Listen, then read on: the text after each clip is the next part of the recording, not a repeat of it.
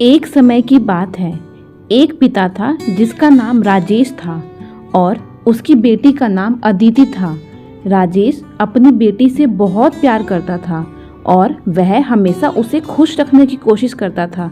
अदिति भी अपने पिता से बहुत प्यार करती थी और हमेशा अपने पिता के साथ समय बिताने का आनंद लेती थी। एक दिन अदिति बीमार हो गई। उसकी तबीयत बहुत ही ज़्यादा खराब हो गई और उसे बहुत ही दर्द भी हो रहा था।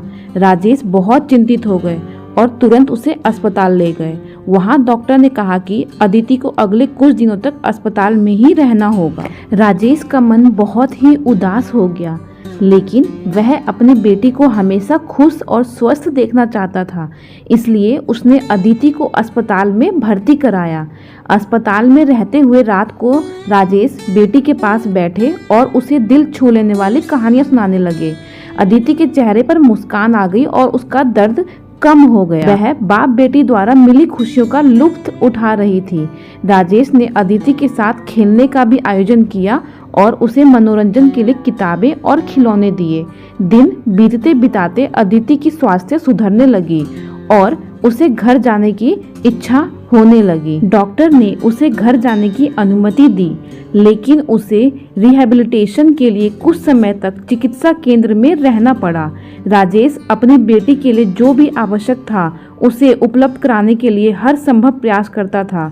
धीरे धीरे अदिति की स्वास्थ्य पूरी तरह से सुधरने लगी और वह वापस नॉर्मल जीवन में लौट सकी।